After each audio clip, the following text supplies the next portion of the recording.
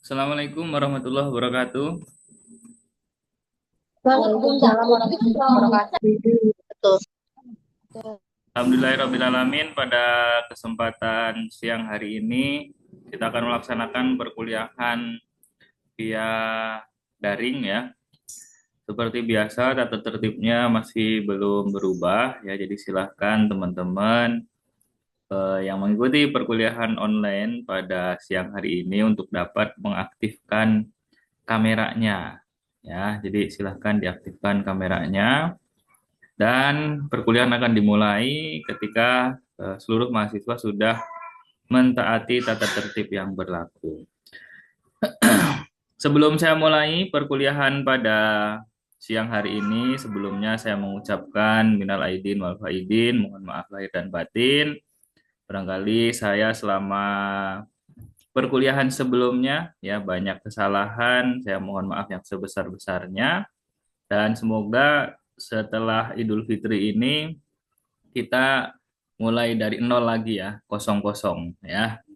eh yang selanjutnya barangkali eh teman-teman ya ada yang terkendala sinyal dan lain sebagainya, mohon nanti bisa disampaikan ya, karena di sini juga kebetulan kadang sinyalnya sulit ya, tapi semoga saja nanti tidak ada gangguan selama proses perkuliahan.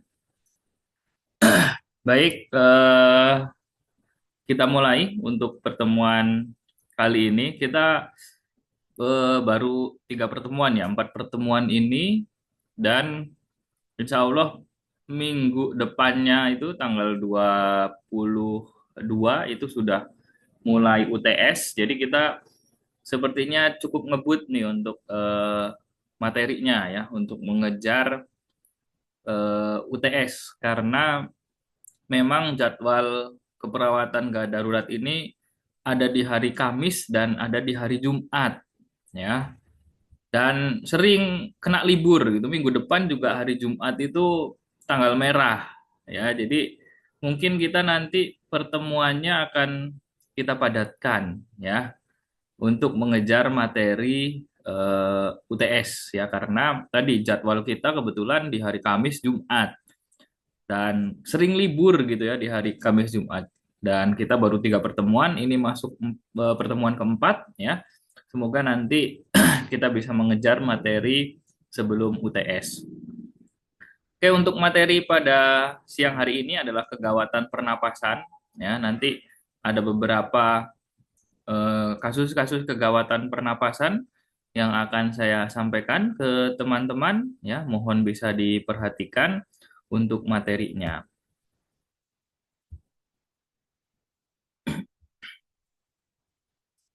Apakah sudah terlihat teman-teman untuk materinya? Sudah, Pak. Sudah ya? Oke. Silahkan nanti jika ada pertanyaan di tengah perkuliahan boleh langsung raise hand saja ya. Jadi tidak usah menunggu akhir sesi ya. Silahkan bisa langsung raise hand saja. Oke, yang pertama saya akan jelaskan kegawatan pernapasan yang kita kenal sebagai gagal nafas ya. Gagal nafas. Apa sih gagal nafas? Mungkin ada yang ingin berpendapat gagal nafas sebelum masuk ke materi. Apa bedanya sama kalau kemarin kan kita berbicara henti nafas ya. Kalau gagal nafas itu apa? Mungkin ada yang ingin berpendapat terlebih dahulu. Apa bedanya gagal napas sama henti napas? Apakah sama atau berbeda? Boleh, mungkin ada yang ingin berpendapat.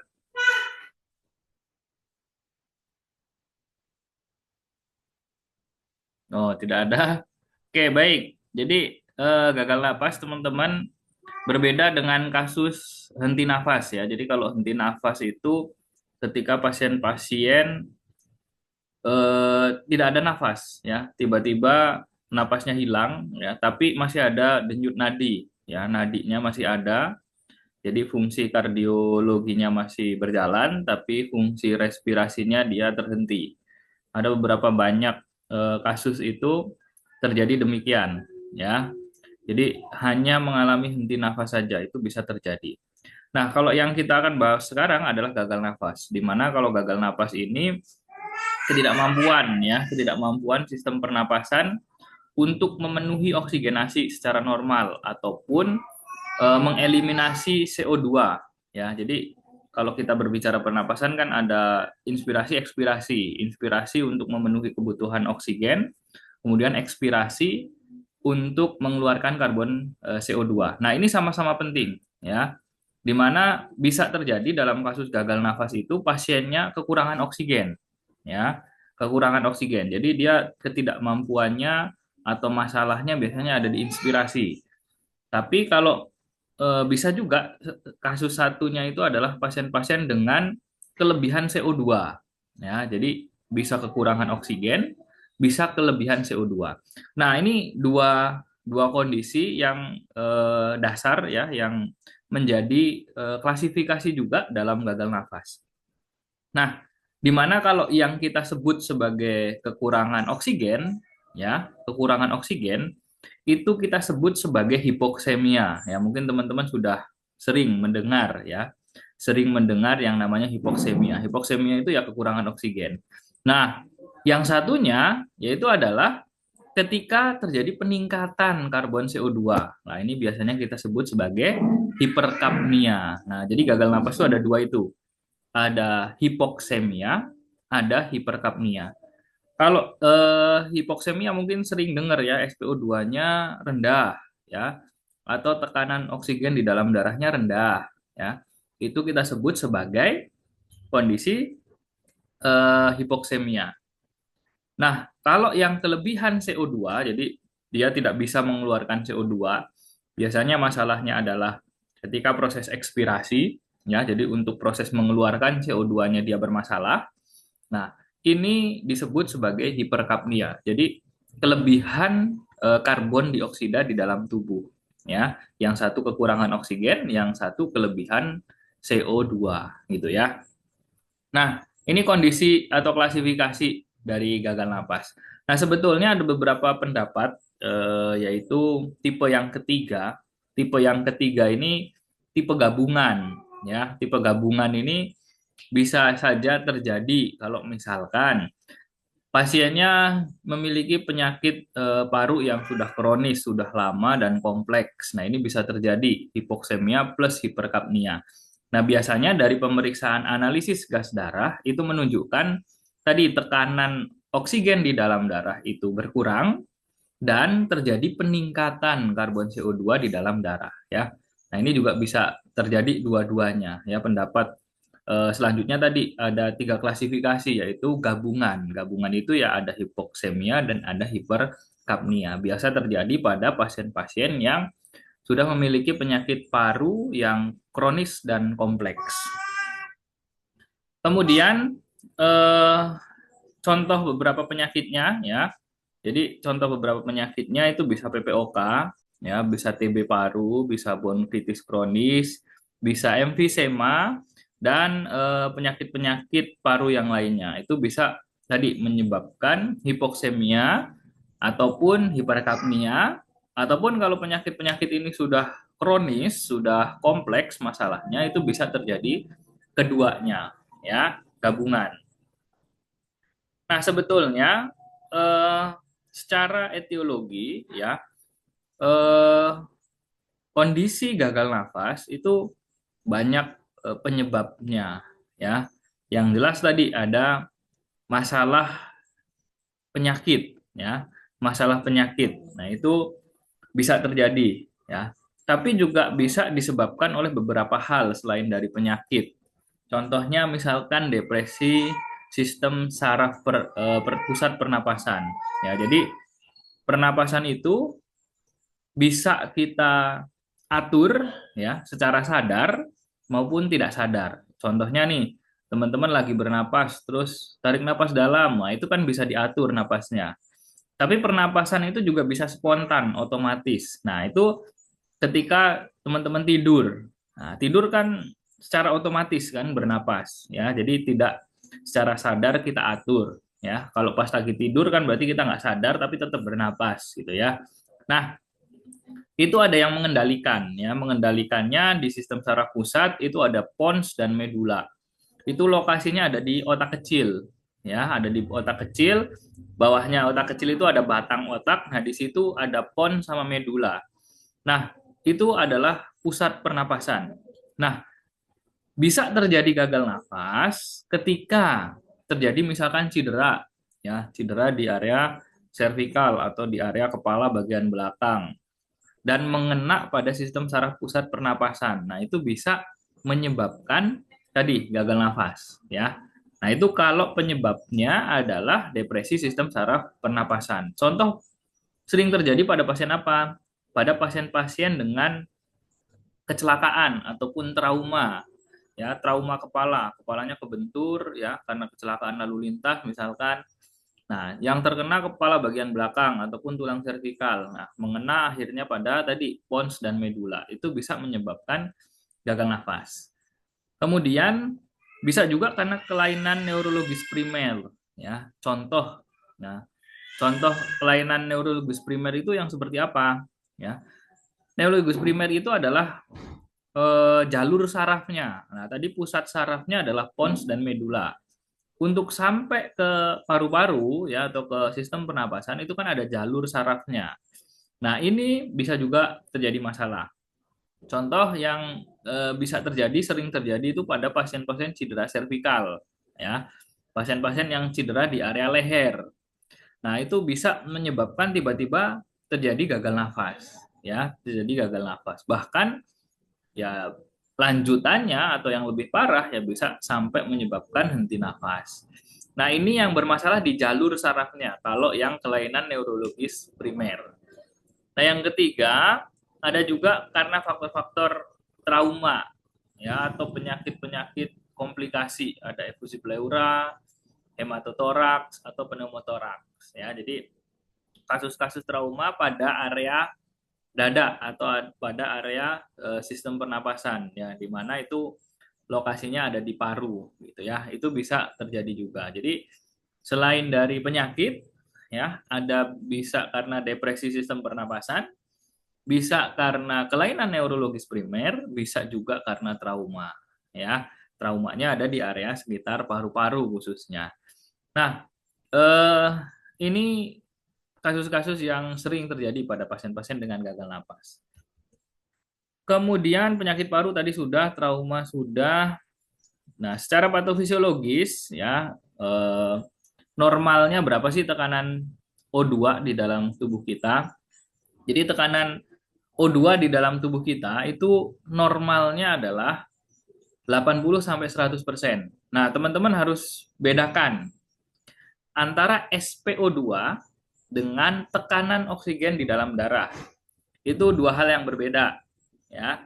Jadi kalau SpO2 itu adalah konsentrasi oksigen atau kadar oksigen di dalam pembuluh darah perifer. Makanya kita bisa periksa di ujung jari, ya kan di ujung jari banyak pembuluh darah perifer. Nah, itu yang kita periksa adalah SpO2, ya. Jadi jumlah oksigen di pembuluh darah perifer. Namun yang lebih akurat adalah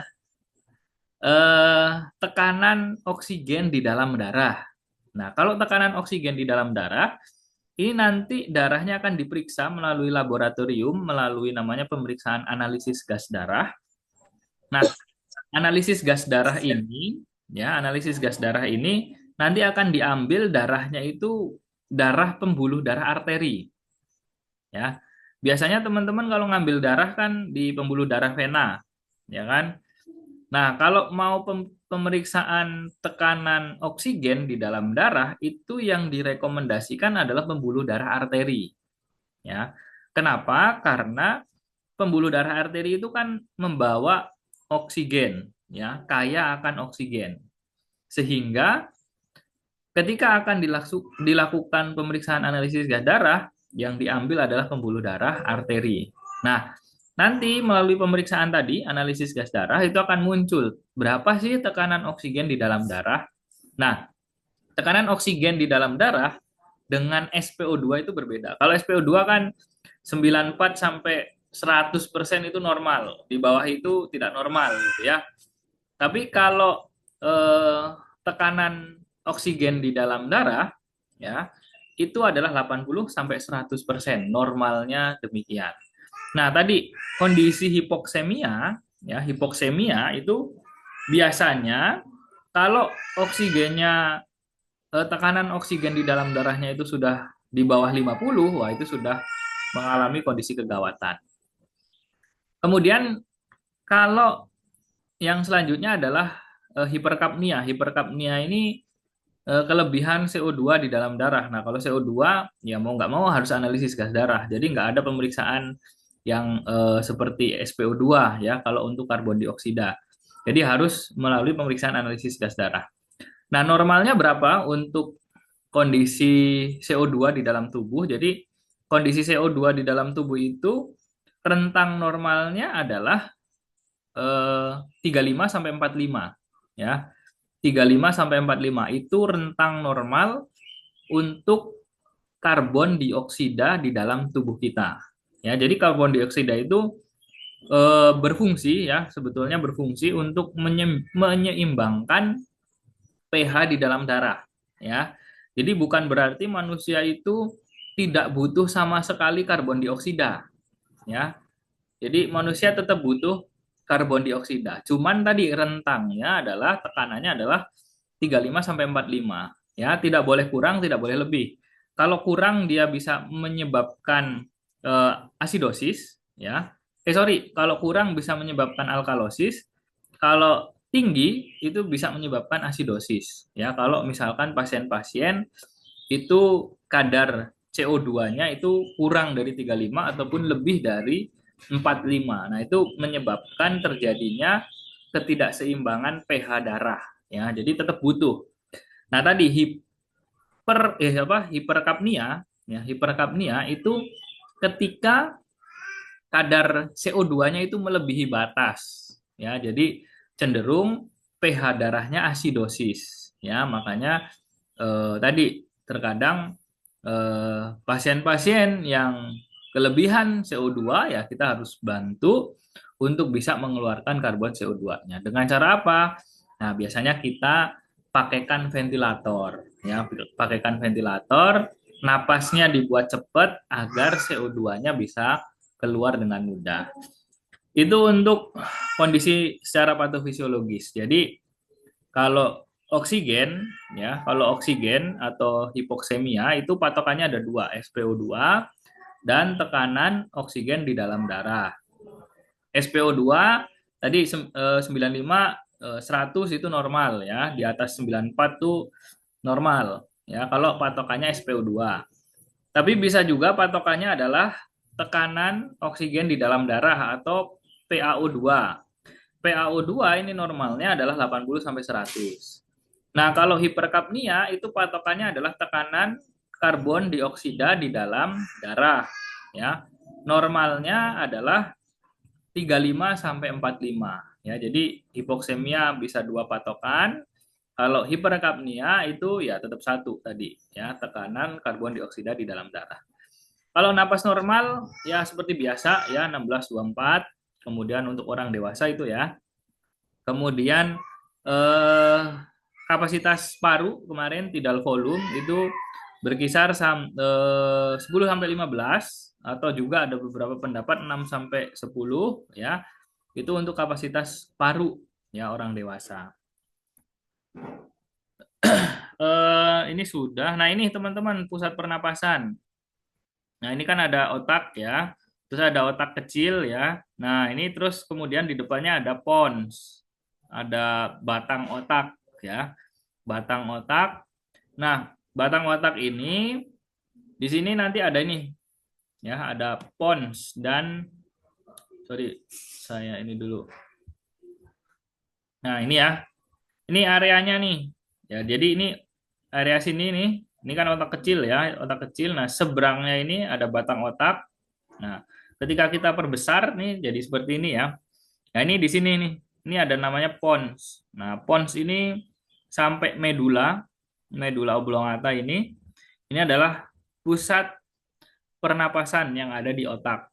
Ya, jadi lokasinya ada di sini. Makanya biasanya kalau pada kasus-kasus trauma, ya, kasus-kasus trauma, pasien-pasien yang terbentur nih area belakang, ya, area belakang, kepala bagian belakang mengarah ke leher, kalau sampai mengena di pusat pernapasan ini, ya bisa terjadi gagal napas. Ya paling parahnya ya tadi henti nafas.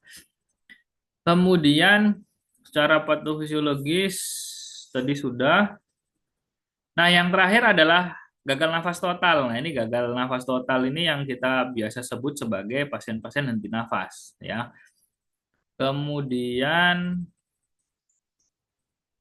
ini ya, tadi hipoksemia ini dibagi beberapa klasifikasi, ada ringan, sedang, sama berat. Nah, ini patokannya adalah PaO2 atau tekanan oksigen di dalam darah.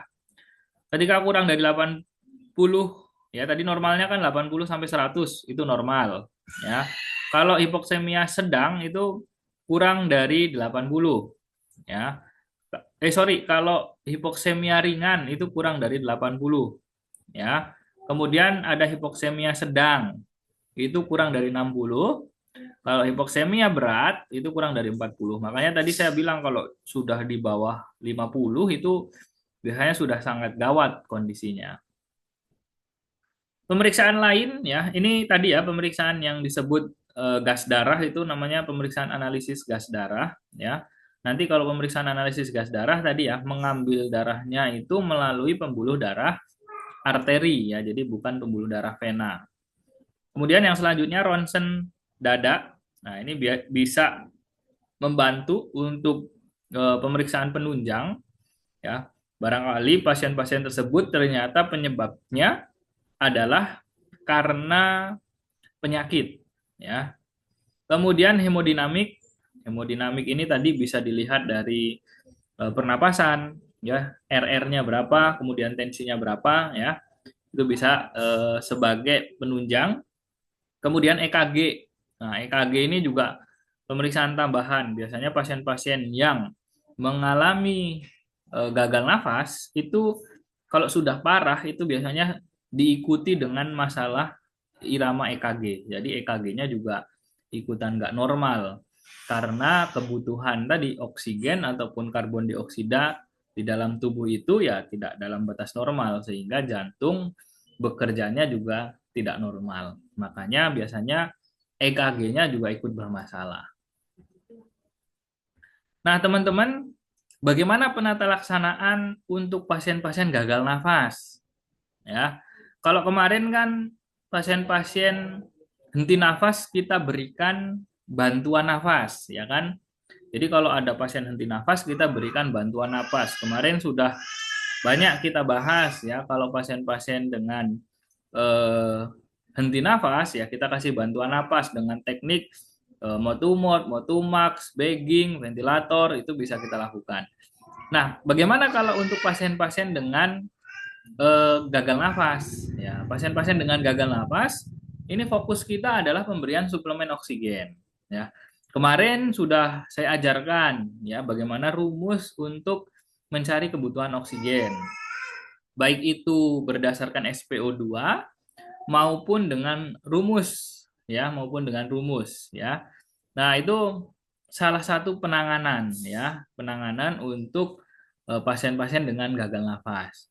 Nah, teman-teman ketika melakukan pemberian oksigen, ya, kita harus paham pemberian oksigen itu bertujuan untuk peningkatan tekanan O2 ya di dalam pembuluh darah di dalam alveolus dan kapiler ya. Jadi proses difusi harapannya lebih banyak ya sehingga dapat meningkatkan PaO2 ya. Jadi teman-teman kemarin masih ingat proses difusi dan perfusi? Difusi itu adalah proses pertukaran ya, pertukaran antara alveolus dengan kapiler. Antara alveolus dengan kapiler. Kemudian kalau perfusi ya, kalau perfusi Kalau perfusi itu proses ini ya. Kalau perfusi itu proses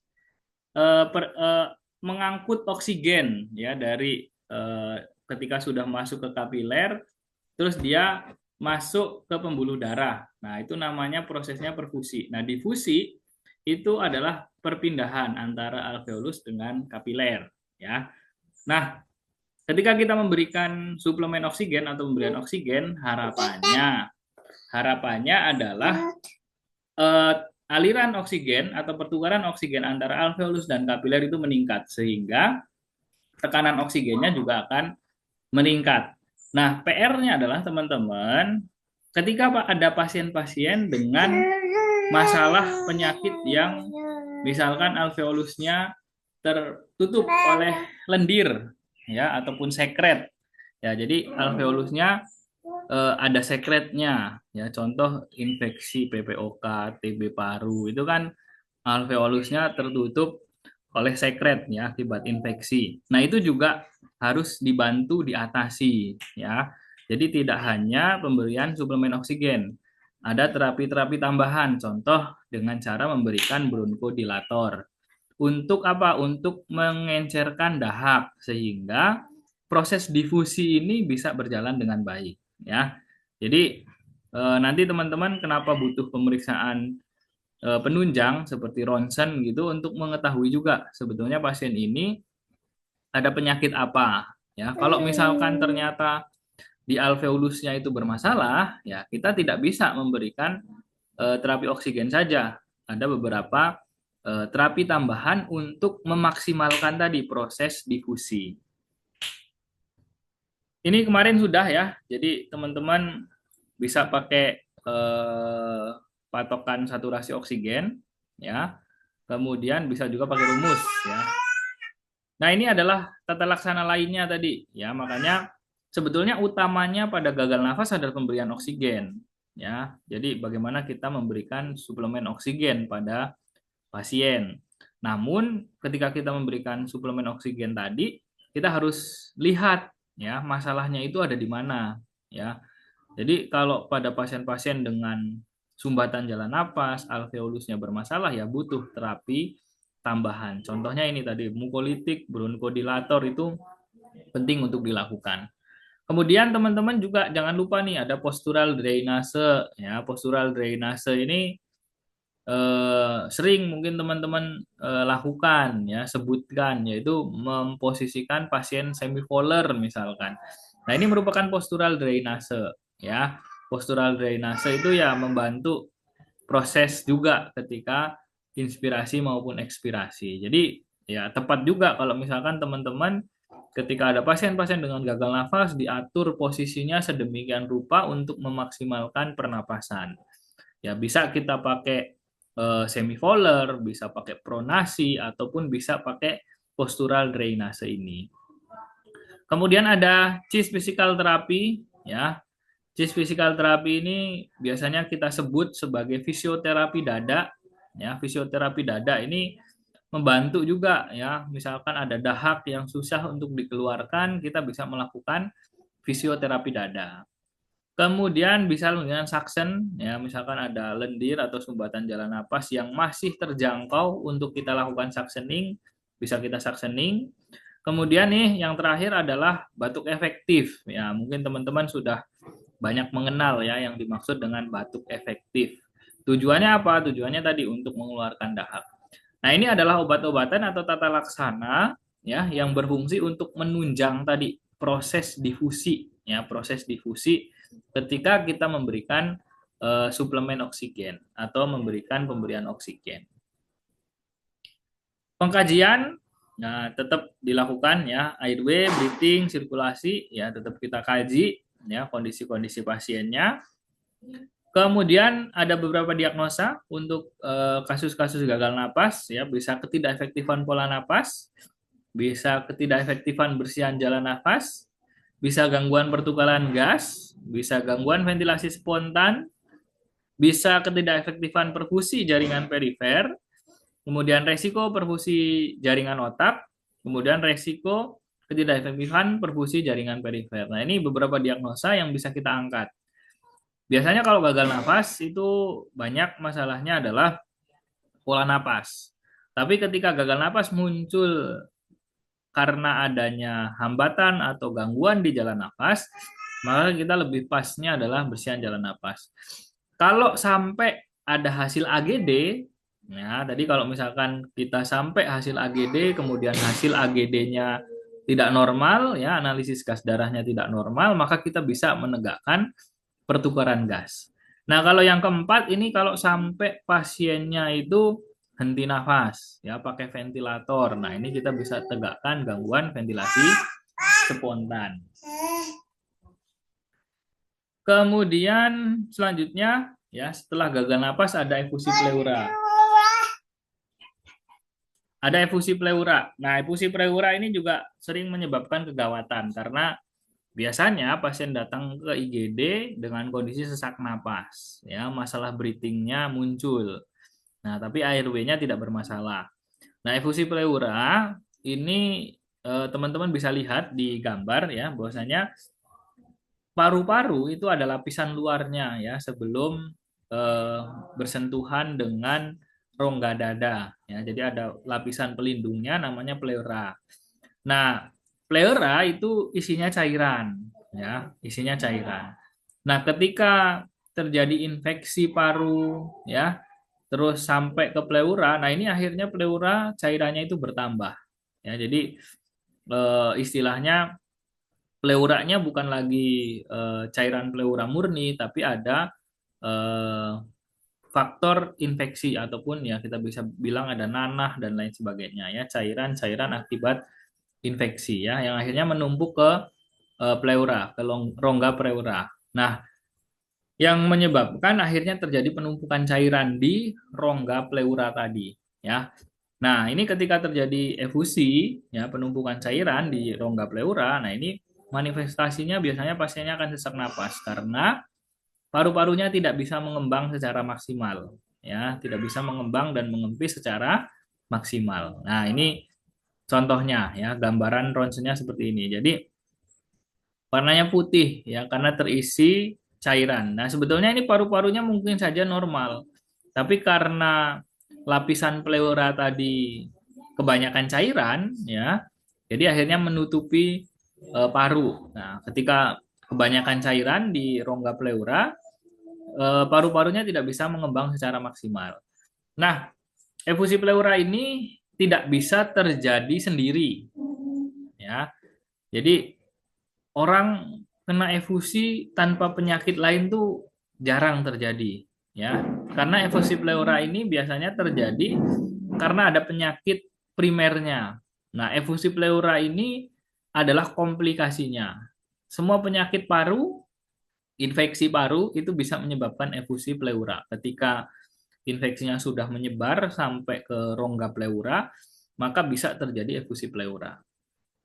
Jadi efusi pleura ini nggak bisa terjadi secara sendiri. Ya, dia adalah komplikasi. Dan manifestasinya seperti apa? Ya tadi pasien biasanya datang ke rumah sakit atau ke IGD dengan kondisi sesak napas. Nah, ini beberapa penyakit yang bisa menyebabkan efusi pleura. Ya, jadi efusi pleura itu tadi ya penyakit sekunder atau komplikasi dari suatu penyakit. Tidak bisa terjadi sendiri efusi pleura. Nah, biasanya penyakit-penyakit yang dapat menyebabkan nih CA paru, TBC, pneumonia dan lain sebagainya. Gagal jantung itu bisa menyebabkan ya. Penyakit hepar bisa menyebabkan, kemudian penyakit ginjal dan juga tumor-tumor pelvis yang metastase. Ini juga bisa menyebabkan efusi pleura ya.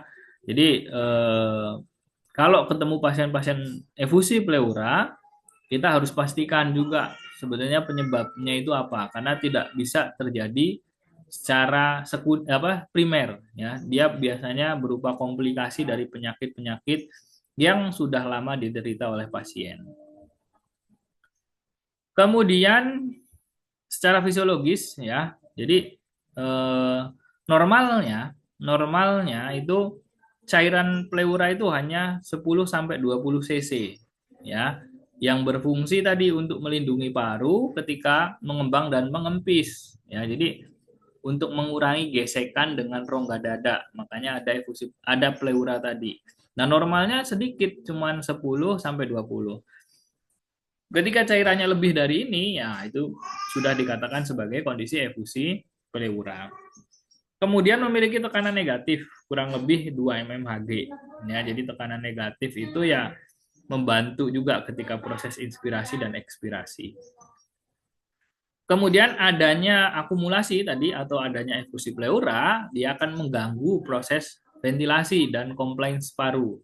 Jadi pernapasannya bermasalah, kemudian elastisitas paru untuk mengembang juga bermasalah kalau misalkan terjadi efusi pleura. Ini tadi mekanismenya ada beberapa cara ya. Jadi efusi pleura itu karena tadi bisa terjadi berdasarkan beberapa penyakit ya yang dapat menyebabkan efusi pleura. Nah, ini mekanismenya. Yang pertama, peningkatan tekanan intrakapiler pulmonar. Ya, jadi kapiler-kapiler di dalam paru-paru itu tekanannya meningkat ya. Ketika tekanannya meningkat, akhirnya cairan itu pada merembes ke rongga pleura. Ya, ini yang pertama. Biasa terjadi karena pasien-pasien bisa karena penyakit jantung, bisa karena infeksi paru, ya, sehingga meningkatkan tekanan intrakapiler di dalam paru. Kemudian peningkatan permeabilitas kapiler. Nah, ini bisa karena penyakit-penyakit hepar, ya, penyakit-penyakit hati. Nah, itu ketika protein yang diproduksi oleh hati itu berkurang, maka permeabilitasnya bisa berkurang juga. Jadi istilahnya apa namanya, penyekatnya itu atau filter antara kapiler dengan ekstraseluler itu terjadi kebocoran ya, sehingga cairannya pada merembes ke pleura. Kemudian ini juga sama nih, penurunan osmotik koloid. Nah, ini juga pasien-pasien dengan hipoalbumin, jadi protein albuminnya rendah sehingga cairannya itu mudah berpindah dari intraseluler ke ekstraseluler. Kemudian ada tekanan negatif intrapleural ya. Jadi tekanan negatifnya itu terlalu tinggi. Tadi normalnya kan hanya 2 mmHg ya, kurang lebih 2 mmHg. Nah, ketika tekanan negatifnya itu terlalu tinggi, ya itu juga bisa menyebabkan efusi pleura. Nah, biasanya kalau tekanan negatifnya terlalu tinggi itu bisa terjadi atelektasis. Atelektasis itu alveolusnya pada mengempis ya. Jadi alveolus itu kan sebetulnya kayak balon kecil-kecil gitu ya. Nah, ketika terjadi atelektasis karena tekanan intrapleularnya itu terlalu tinggi, nah itu biasanya alveolusnya akan apa namanya, mengecil ya, akan mengkeret lah. Kalau biasanya kalau gambarannya seperti balon, kalau dia kena tekanan yang tinggi kan dia jadi kempes gitu ya, itu alveolusnya seperti itu. Nah, ini biasanya pada pasien-pasien yang PPOK ataupun pasien-pasien yang mengalami barotrauma ya, barotrauma. Kemudian kerusakan ataupun kegagalan drainase limfik ya pada rongga pleura. Ya, jadi sebetulnya pleura itu normalnya ya kalau lebih, misalkan tiba-tiba cairannya berlebih, itu ada proses drainase melalui sistem limfik. Nah, tapi kalau sistem limfiknya bermasalah ya, sehingga ketika pas berlebihan itu nggak bisa dibuang. Ya, istilahnya ya kayak misalkan suatu kolam ya, kolam ikan, kalau misalkan airnya berlebih itu akan dibuang melalui saluran pembuangan. Nah, tapi kalau saluran pembuangannya mampet ya, nah itu tidak bisa ngebuang cairan tersebut gitu ya. Jadinya akhirnya air kolamnya numpuk ya, akhirnya ya itu tadi cairannya jadi bertambah. Nah, sama seperti di pleura sebetulnya ada sistem drainasenya yaitu melalui pembuluh darah limfik. Tapi kalau misalkan pembuluh darah limfiknya ini bermasalah, sistem limfiknya bermasalah, ya dia akan tidak bisa membuang kelebihan cairan pleura. Nah, ini teman-teman, ketika kita berbicara efusi pleura, itu ada dua jenis cairan dari pleura, ya, ada transudat dan juga ada eksudat. Jadi teman-teman, untuk efusi pleura ini cara menanganinya gimana? Ini sebelum saya bahas ya, sebelum saya bahas ini mungkin saya bahas dulu untuk pertolongannya ya. Pertolongannya itu untuk pasien-pasien efusi pleura nanti dia akan dilakukan fungsi ya. Fungsi itu kita ambil cairannya ya menggunakan sepuit ya. Jadi kita tusukkan jarum ya, kemudian kita sesuaikan dengan posisi cairannya, kemudian nanti kita ambil cairan tersebut. Jadi kelebihan cairannya nanti kita sedot. Ini kebetulan, oh saya carikan dulu. Saya nanti biar teman-teman tidak bingung untuk fungsi pleura.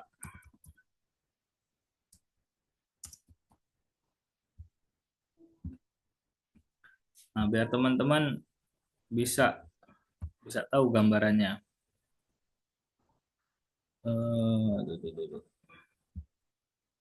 Nah, itu. Ini. Nah, sudah kelihatan belum? Sudah ya. Nih, jadi ini ada cairan pleura ya, ada cairan pleura. Nah, cairan pleura, nah ini gambaran yang namanya fungsi. Jadi kita nanti cari dulu lokasi cairannya itu di mana, ya. Kemudian kita masukkan pakai sepet, kita tarik cairan pleuranya. Nah, ini contoh ngambil cairannya. Jadi kalau sudah ketemu cairannya ada di mana, kita suntik ya pakai sepet yang cukup gede gitu ya untuk kita tarik cairannya. Ya, itu cara untuk mengatasi pasien-pasien dengan efusi pleura. Nah, kalau fungsi ini sifatnya sementara, ya, sifatnya sementara. Jadi bisa bermasalah lagi, ya. Tapi paling tidak sudah mengurangi jumlah cairan yang ada di pleuranya. Nah, cara pertama tadi kita harus tahu dulu lokasinya. Jadi biasanya nanti di foto ronsen dulu. Nanti kalau sudah foto ronsen kelihatan posisi penumpukan cairannya ada di mana, baru nanti kita lakukan penyuntikan untuk menarik cairan pleuranya, ya. Nah, nanti kalau sudah ditarik cairannya, nah ini nanti cairan ini tadi ada dua kemungkinan, ada transudat, ada eksudat. Nah, itu. Jadi ada gambaran nih teman-teman untuk penanganannya. Ini penanganan cepatnya yaitu dengan fungsi. Untuk penanganan jangka panjangnya, nah kita bisa menggunakan pemasangan WSD ya teman-teman. Kalau ini fungsi pleura ini sementara ya sementara. Kalau yang lebih apa yang dalam jangka waktu yang lama kita pakainya WSD. WSD. Nah ini pakainya water seal drainase. Jadi kita pakai alat ya pakai alat kita lakukan operasi ya untuk mengeluarkan cairan. Sorry ini. Nggak ada yang gede ya. Nah, inilah. Jadi nanti pakai cairan ya, dikasih tekanan udara biar apa? Biar apa namanya? Cairannya itu terpompa keluar. Nah, ini biar pakai alat dan harus dioperasi ya, harus dioperasi pemasangan WSD. Ya, ini untuk jangka waktu yang lama. Kalau fungsi pleura tadi untuk jangka pendeknya. Nah, balik lagi ke materi ya. Jadi tadi kalau sudah dilakukan fungsi kan berarti cairannya sudah keluar, ya kan? Nah, ketika cairannya keluar, nah ini nanti cairan ini dibedakan jadi dua. Ya, ada transudat, ada eksudat. Nah, bedanya apa, Pak? Nah, ini saya jelaskan bedanya saja ya. Teman-teman nanti bisa baca untuk detailnya. Jadi secara mudah, transudat itu adalah cairan yang tidak disebabkan oleh infeksi. Nah, contoh tadi penyakit jantung, ya, kemudian penyakit hepar, ya, itu kan, atau penyakit ginjal itu kan biasanya pasien-pasiennya itu kelebihan volume cairan. Pasiennya pada bengkak, pada edem, ya. Nah, edem itu kan kalau di kaki ya kita sebut edema kaki atau edema perifer, ya. Jadi kakinya pada bengkak. Nah, kalau bengkaknya itu menumpuk di paru-paru, nah ini bisa terjadi efusi pleura. Nah, biasanya tadi penyakit-penyakitnya ya penyakit non infeksi paru, ya. Sehingga cairannya itu bukan cairan akibat infeksi paru atau nanah akibat infeksi paru, ya. Nah, biasanya penyakit-penyakitnya tadi penyakit jantung, penyakit ginjal, kemudian penyakit hepar, ya, yang menyebabkan efusi pleura. Nah, kalau eksudat, nah eksudat ini itu karena infeksi. Nah, biasanya infeksinya ya di area paru, ya, sehingga muncul tadi ya proses akumulasi cairan ataupun sekret akibat infeksi paru. Nah, ini jenisnya adalah eksudat. Jadi kalau transudat itu non infeksi yang ada di paru, ya. Kalau eksudat itu adalah infeksi paru. Jadi eh, cara mudahnya teman-teman seperti itu, ya. Kalau transudat nanti tadi ya seperti cairan biasa warna kuning muda jernih gitu, ya. Tapi kalau eksudat itu ya ya seperti nanah, ya seperti nanah, seperti sekret gitu, ya. Jadi kadang warnanya macam-macam gitu, ya. Itu perbedaannya ya antara transudat dengan eksudat. Kemudian pengkajian yang perlu dilakukan teman-teman, ya. Terkadang kalau sudah masuk ke efusi, ya, kita juga harus perhatikan kondisi penyebabnya dan kondisi paliatifnya, karena tadi efusi pleura itu merupakan penyakit sekunder, ya, jadi akibat komplikasi. Maka kita harus ketahui ya penyakit utamanya, dan kalau sudah parah ya kita pertimbangkan ke paliatif, ya. Jadi ketika ke IGD gitu ya ketemu pasien-pasien efusi pleura, kita harus berpikir kritisnya adalah sebetulnya penyakit apa nih yang menyebabkan pasien sampai efusi pleura. Apakah masuk kondisi emergensi atau masuk kondisi paliatif, ya, karena komplikasinya. Kemudian quality quantity, ya. Kualitasnya seperti apa, keparahannya seperti apa. Kemudian region. Nah, region itu lokasinya ada di mana. Kemudian apakah radiasi, perlu radiasi atau enggak. Nah, ini biasanya radiasi ini kalau pasien-pasien akibat kanker tadi ya ataupun CA. Kemudian severity keparahan, ya. Kemudian time bound. Nah, time bound-nya ini berapa lama pasien itu sudah menderita. Ini perlu dikaji ya untuk pasien-pasien dengan efusi pleura. Kemudian pengkajian ya mulai dari ABC tetap ya sama ya. Nanti bisa difokuskan di sistem pernapasannya kalau ketemu pasien-pasien dengan efusi pleura ya. Tapi pemeriksaan tetap mulai dari airway, breathing, sirkulasi, disability dan exposure. Kemudian sirkulasi ini perlu ditekankan ya. Ada takikardi, kemudian irama nadi irreguler, tekanan darah ya. Itu bisa terjadi, apalagi kalau pasien-pasiennya ternyata penyakit utamanya adalah penyakit jantung, ya. Jadi penyakit-penyakit utamanya penyakit jantung ini bisa dikaji lebih dalam untuk sirkulasinya. Integumen bisa muncul masalah ya, sianosis, kemudian suhu tubuh meningkat atau tidak normal ya, diaporisis, kemudian pada pasien gagal jantung biasanya ditemukan akral dingin, edema. Nah, tadi ya edema.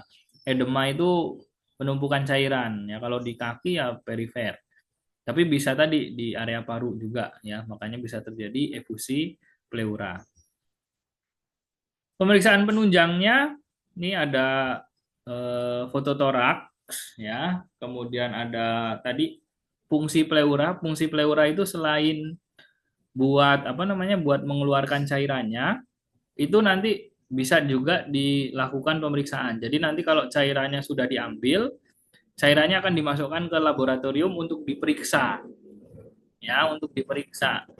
Sebab efusi pleuranya itu karena apa, ya, dan pemeriksaan lab tadi itu juga bisa membantu kita untuk menentukan apakah eksudat ataupun transudat tadi, ya. Kemudian ada USG, kemudian labnya tadi setelah dilakukan fungsi akhirnya diperiksa cairan pleuranya. Kemudian pemeriksaan urin hipoalbumin bisa dilakukan khususnya pada pasien-pasien gagal gagal ginjal dan juga gangguan fungsi hati. Analisis gas darah dan pemeriksaan darah lengkap ya untuk pasien-pasien efusi.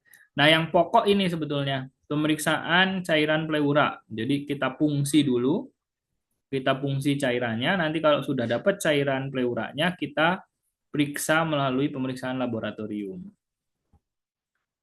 Yang selanjutnya setelah efusi pleura, jadi tadi ada gagal napas, ada efusi pleura. Nah, yang selanjutnya adalah tension pneumotorak. Ini nggak banyak saya bahas ya untuk tension, karena tension kemarin sudah banyak kita bahas ya, tension pneumotorak. Jadi tension pneumotorak ini kita singkat aja pembahasannya karena sudah sering dari dua pertemuan sebelumnya kita sudah sering bahas yang namanya tension pneumotorak. Nah, ini tension pneumotorak gambarannya.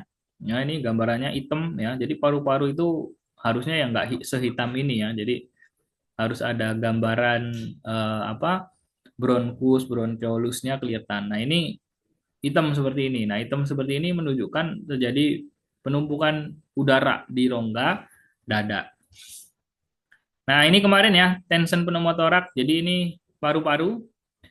Paru-parunya ini tertekan. Tertekan oleh udara di dalam rongga dada sehingga tidak bisa mengembang.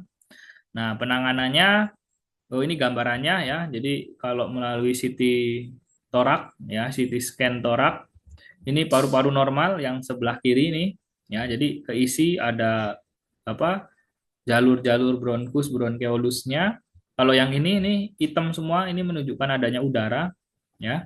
Jadi paru-parunya nggak bisa ngembang. Terus ini di sini ada hitam-hitam nih ya. Nah, ini menunjukkan ada udara.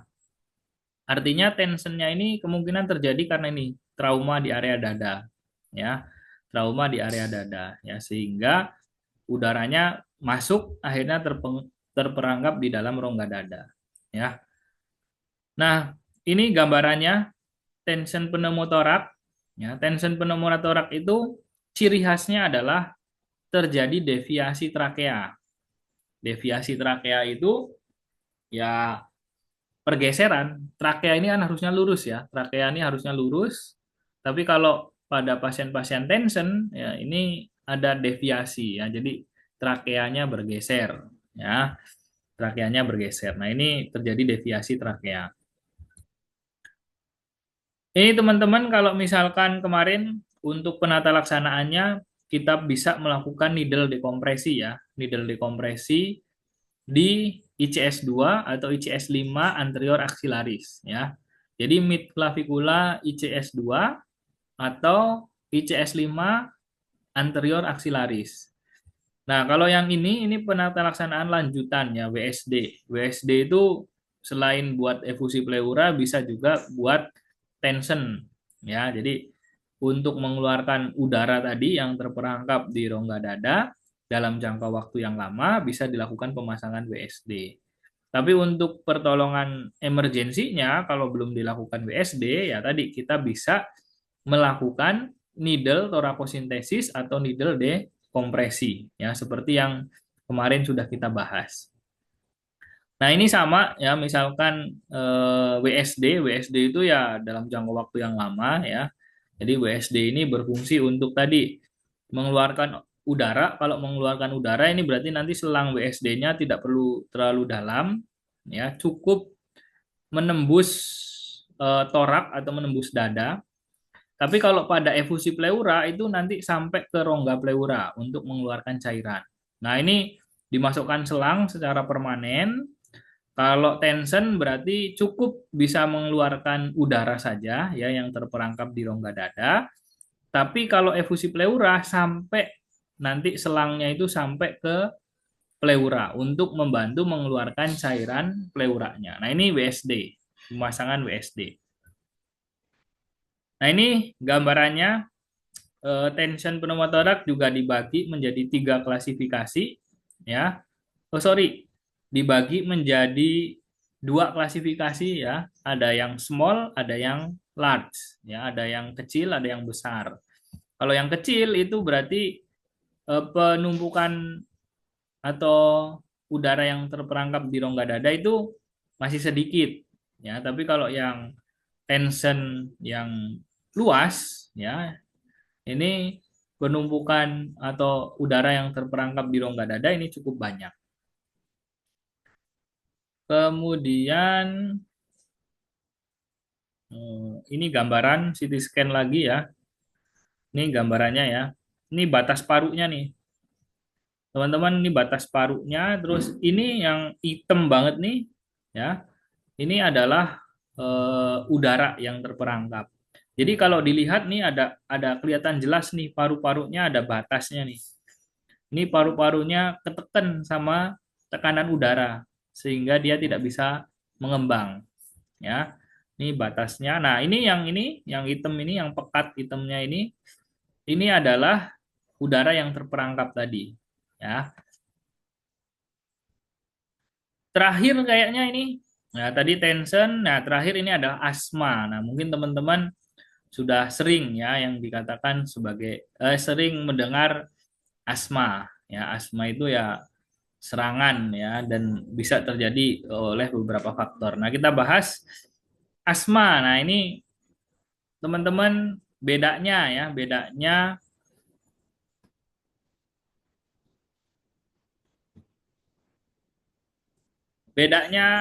eh, pasien yang asma dengan pasien yang normal ya.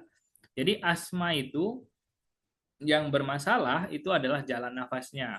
Nah, ini yang normal seperti ini ya gambarannya ya. Jadi jalan nafasnya bronkus, bronkeolusnya itu normal ya, tidak terjadi penyempitan ya, normal. Nah, kalau pada pasien-pasien asma ini jalan nafasnya dia mengalami penyempitan dan cenderung terjadi penebalan ya.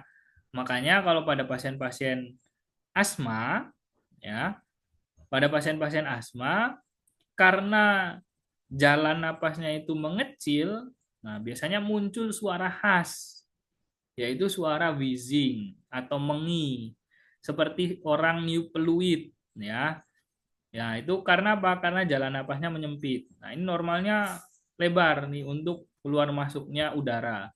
Nah ketika menyempit dan terjadi penebalan, ya ini akhirnya ya jalannya menyempit. Ketika dilalui oleh udara, maka muncul suara khas yaitu mengi ataupun wheezing. Ya, gambarannya seperti orang niup peluit ya. Jadi ngik gitu ya, suara wheezing. Nah, ini pada pasien-pasien asma. Nah, biasanya datang ke IGD dengan sesak napas, sulit bernapas, dan ditambah ada bunyi nafas tambahan yaitu wheezing ataupun mengi ya. Nah, asma ini eh penyebabnya ada beberapa, ada 3 nih. Yang pertama ada asma alergi, yang kedua ada idiopatik non alergi, yang ketiga itu gabungan. Ya, alergi mungkin teman-teman sudah banyak yang tahu dia karena ada agen alerginya, bisa karena dingin, bisa karena debu, bisa karena apapun itulah ya yang menyebabkan akhirnya terjadi alergi dan menyebabkan penyempitan ya, penyempitan jalan nafas. Itu yang pertama karena alergi. Yang kedua itu karena idiopatik. Idiopatik itu ya bawaan genetik ya. Itu bisa terjadi juga ya. Kemudian bisa juga gabungan. Selain dia alergi, dia juga punya penyakit bawaan ya, asma. Nah, itu bisa terjadi juga. Nah, eh, ini gambarannya tadi mungkin sudah ya. Jadi asma itu dibagi jadi tiga, ada alergik, idiopatik, dan juga gabungan. Nah, ini nanti akan menentukan penata laksanaannya, ya, menentukan penata laksanaannya. Ya kalau alergi ya kita kasih obat-obat anti alergi, ya, obat-obatan anti alergi. Kalau yang idiopatik, ya, kalau yang idiopatik, ya kita juga bisa cari tahu ya penyebab spesifiknya apa untuk memaksimalkan proses pengobatannya atau penata laksanaannya. Kalau gabungan itu juga sama, nanti bisa menggunakan obat-obatan anti alergi dan juga obat-obatan penyebab, ya, penyebab terjadinya asma. Oh, patofisiologis. Ini tuh sudah ya, tadi ada obstruksi jalan napas, kemudian akhirnya menyebabkan kontraksi ya. Jadi otot-otot di jalan nafasnya itu mengalami kontraksi sehingga menyempitkan jalan nafas, atau juga karena pembengkakan membran yang melapisi bronkus atau bronki ya. Jadi akhirnya jalan nafasnya menebal. Kemudian bisa juga karena terjadinya mukus. Jadi teman-teman, asma ini secara mekanisme itu ada tiga ya. Yang pertama kontraksi. Jadi otot bronkusnya itu mengalami kontraksi ya, sehingga menyebabkan aliran udaranya atau jalan nafasnya itu mengalami penyempitan. Yang kedua karena pembengkakan. Jadi otot-otot bronkusnya mengalami pembengkakan. Jadi tebel tuh. Tadi kan bisa jadi tebel gitu kan. Nah, ketika terjadi penebalan otomatis jalan udaranya tadi itu menyempit. Kemudian yang ketiga itu bisa produksi mukus yang berlebih. Jadi misalkan pasiennya alergi nih, terus karena kena alergi debu, ya dia menghirup debu yang banyak misalkan, kemudian mengiritasi akhirnya produksi sekretnya itu berlebih ya sehingga menumpuk di jalan napas. Nah, itu juga bisa terjadi ya untuk pasien-pasien asma. Makanya kan gambarannya kalau teman-teman lihat, nah ini ya, bisa karena otot-ototnya jadi kenceng, ini otot-otot ini jadi kenceng ya, otot-ototnya ini jadi kenceng, akhirnya menyempitkan jalan napas.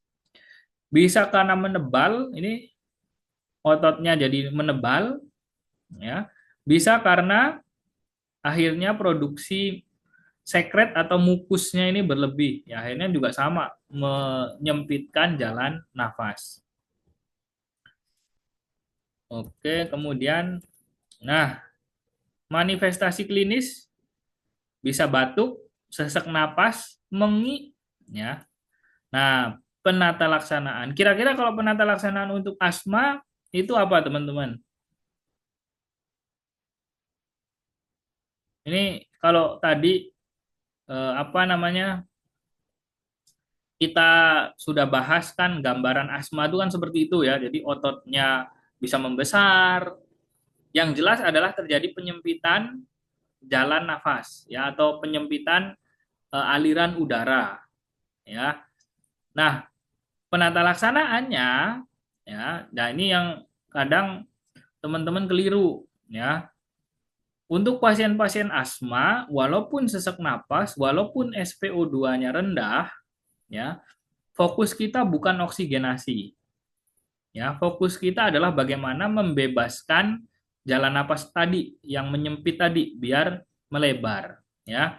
Maka fokus kita tadi biasanya kan pakai inhaler. Nah, itu tujuannya untuk membebaskan jalan napas atau melebarkan jalan napas, ya. Makanya bronchodilator, nebulizer, inhaler itu yang bisa kita berikan terlebih dahulu ya untuk pasien-pasien asma ketimbang oksigenasi. Karena misal nih kita kasih oksigenasi tapi jalan nafasnya tetap tidak kita atasi, ya oksigennya nggak akan sampai ke alveolus ya. Makanya untuk pasien-pasien asma ini ya bagaimana kita membebaskan jalan nafas tadi. Nah, biasanya dalam bronchodilator ya itu juga dilengkapi beberapa obat-obatan. Ya, contohnya antagonis beta. Antagonis beta ini untuk mengurangi produk sputum atau mengurangi produksi sputum. Ya, tadi kan ada tuh produksi sputum yang berlebih. Nah, salah satunya antagonis beta ini untuk mengurangi produksi sputum. Metilaksin itu untuk merelaksasi otot. Ya, biar tadi kalau misalkan ada kontraksi otot di jalan napas, kita bisa relaksasikan.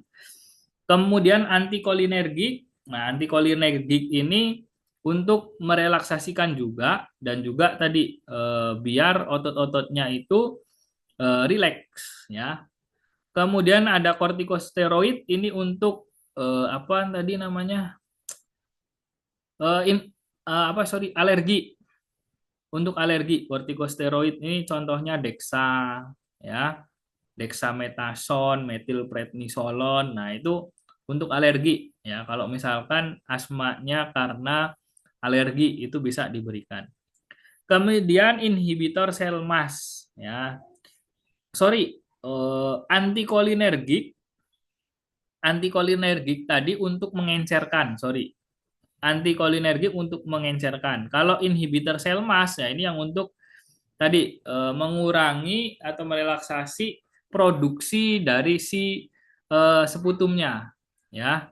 Jadi kan ada kelenjar-kelenjar yang memproduksi sputum. Nah, ini yang inhibitor sel mas. Kalau yang antikolinergik itu yang untuk mengencerkan dahaknya ya. Jadi biar bisa mudah dikeluarkan dahaknya. Kemudian ini contoh-contohnya nanti secara merek ya. Secara merek tadi mungkin ada metil, prednisolon dan lain sebagainya. Mukolitik bisa pakai ambroxol ya. Kemudian antagonis beta nanti bisa pakai salbutamol ya.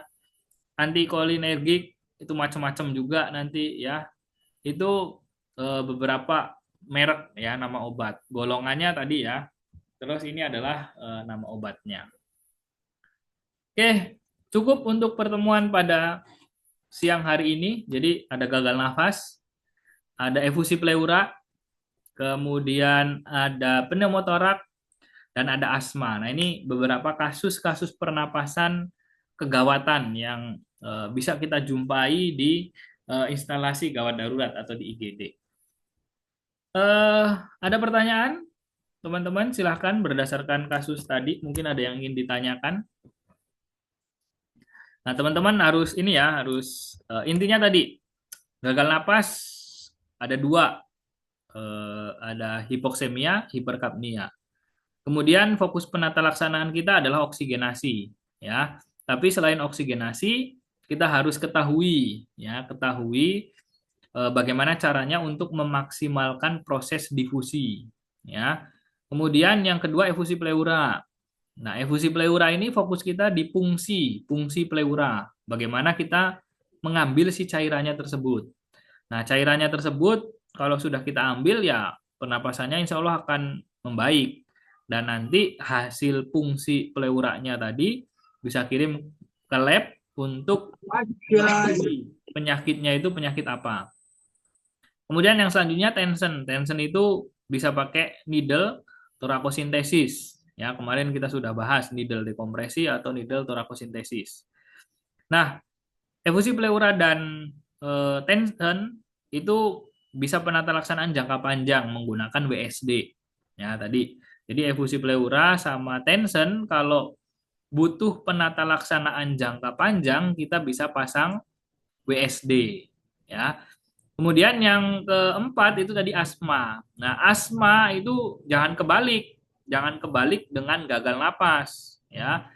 Kalau asma itu fokus kita adalah membebaskan jalan nafas menggunakan obat-obatan, ya. Tadi ya, membebaskan jalan nafas menggunakan obat-obatan. Makanya lebih didahulukan kalau pada pasien-pasien asma itu pakai inhaler, pakai nebulizer, ya, ketimbang oksigenasi, ya. Jadi jangan kebalik kalau ketemu pasien asma, fokus pembebasan jalan napas, bisa pakai nebulizer, bisa pakai inhaler, baru oksigenasi.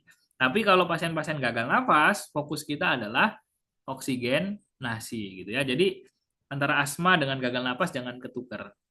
Oke, ada pertanyaan mungkin silahkan. Boleh raise hand.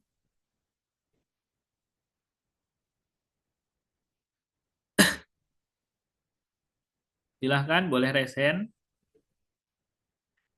Kalau tidak ada yang bertanya, nanti saya yang bertanya ini. Nah, biasa kalau kuliah online gitu.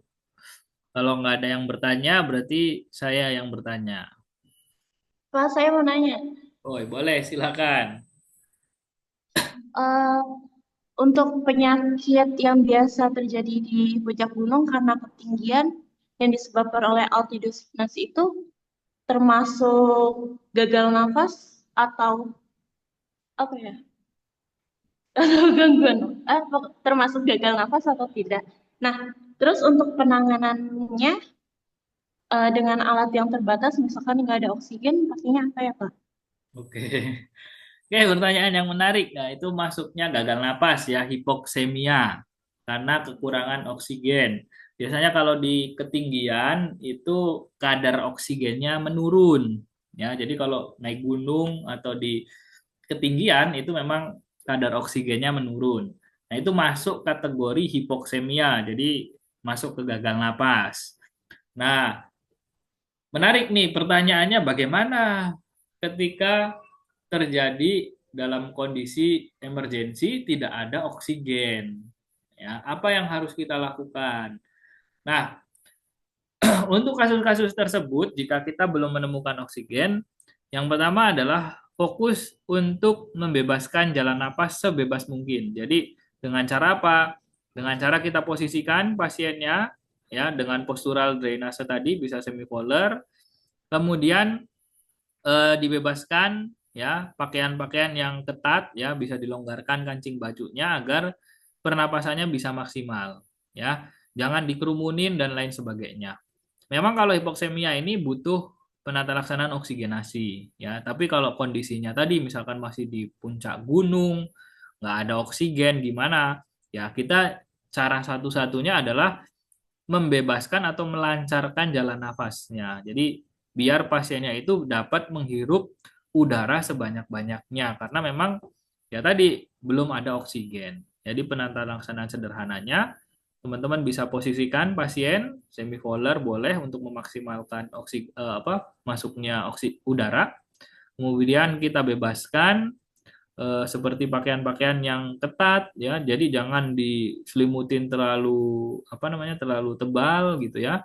Kemudian jangan dikerumunin ya agar pasiennya itu bisa menghirup udara dengan maksimal. Nah, memang ya segera nanti untuk dicari oksigen. Itu untuk pasien-pasien dengan hipoksemia ya yang terjadi di ketinggian atau pada orang-orang pendaki gitu ya. Itu memang di atas gunung ya atau di ketinggian itu tingkat oksigennya memang rendah gitu ya. Untuk pencegahannya, kalau pencegahannya bisa dengan cara exercise, latihan. Makanya kalau pada orang-orang yang mendaki gunung ya, itu biasanya fisiknya juga dipersiapkan ya agar dia bisa bertahan dalam kondisi yang minim oksigen ya biasanya ada exercise-nya jadi ada persiapannya terlebih dahulu sebelum naik gunung ya. Ya, latihan fisik agar kuat nanti dengan kondisi minim oksigen. Seperti itu. Cukup? Cukup, Pak. Oke, ada lagi pertanyaan? Ayo silahkan di unmute dulu.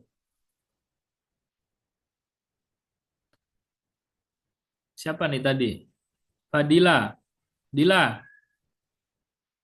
mau nanya?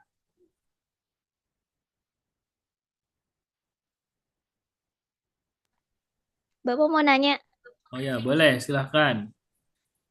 eh Orangnya mengap? apa pakai satu device? Oh, aku sama amatir pakai satu device. Iya, Oh, Pak. ya, ya, oke. Silahkan. Yang aku dengar tuh katanya tension pneumotoraks tuh tidak langsung di foto toraks dulu tuh Pak, sebelum dilakukan kompresi. Apa dasar Dekompresi. fisiologi nggak boleh di foto toraks dulu? Sorry, pertanyaannya gimana? Mengapa tension pneumotoraks tidak boleh langsung di foto toraks dulu sebelum dilakukan dekompresi? Dan apa dasar fisiologisnya? Oke, pertanyaan bagus. Kenapa tidak boleh dilakukan fototorak terlebih dahulu? Ya, untuk kasus tension, ya, untuk kasus tension, fototoraks tadi itu saya tampilkan untuk menggambarkan. Jadi bukan pemeriksaan, ya. Jadi perlu diperhatikan. Untuk tension pneumotorak, tadi saya tidak menyebutkan pemeriksaannya adalah fototorak. Jadi fototoraks itu untuk menggambarkan ini loh gambaran orang tension kalau di fototorak tuh gambarannya seperti itu ya. Nah, memang ya tidak boleh karena tension ini kegawatan breathing ya. Nah, kegawatan breathing itu harus segera kita tangani.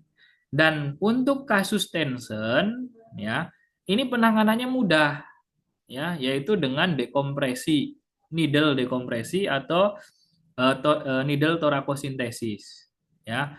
Makanya ketika ketemu tension, tanda-tanda tension yang khas tadi kan saya sampaikan adalah terjadinya deviasi trakea.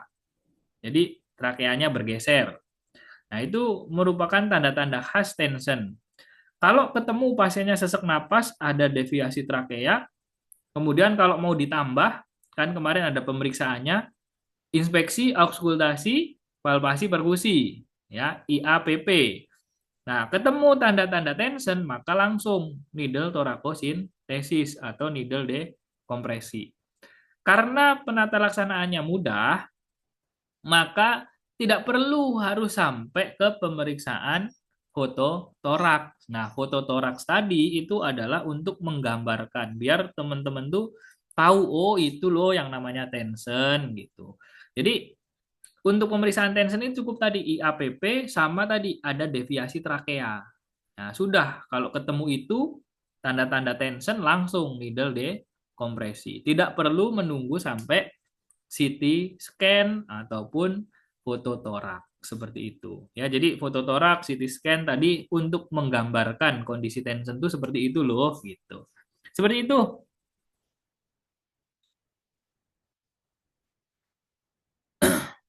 Ada lagi pertanyaan?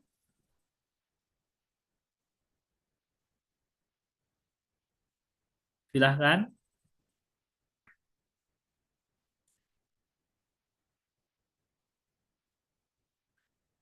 Oke. Cukup? Cukup? Oke. Kalau cukup angkat jempolnya. Coba angkat jempolnya. Saya mau lihat nih yang aktif sama yang enggak nih. Nah, nah gitu dong. Oke. Ya. Jadi tadi untuk kasus-kasus apa namanya kegawatan pernapasan ya ada beberapa kasus yang bisa kita jumpai dalam kondisi gawat darurat ya khususnya di sistem pernapasan. Pertemuan selanjutnya kita akan membahas terkait dengan kegawatan muskuloskeletal ya. Jadi kegawatan muskuloskeletal nanti berkaitan dengan kegawatan yang ada di tulang maupun yang ada di otot. Nah, nanti ada kondisi kegawatan apa saja di sana gitu ya. Nah, untuk saat ini kegawatan pernapasan tadi sudah dibahas, sudah ada beberapa pertanyaan yang diajukan dan mungkin itu yang bisa saya sampaikan untuk pertemuan pada siang hari ini. Semoga bermanfaat dan mungkin teman-teman yang nanti terkendala sinyal selama perkuliahan nanti teman-teman bisa lihat di YouTube ya. Jadi nanti saya akan upload di YouTube. Barangkali ada teman-teman yang kendala di sinyal ya. Jadi nanti silahkan bisa disimak kembali di YouTube. gitu ya. Mungkin itu saja yang bisa saya sampaikan. Terima kasih atas kehadiran dan partisipasinya. Saya cukupkan untuk pertemuan pada siang hari ini. Billahi taufik walhidayah. Assalamualaikum warahmatullahi wabarakatuh. Waalaikumsalam Waalaikumsalam warahmatullahi wabarakatuh. wabarakatuh. Paling rusak asem.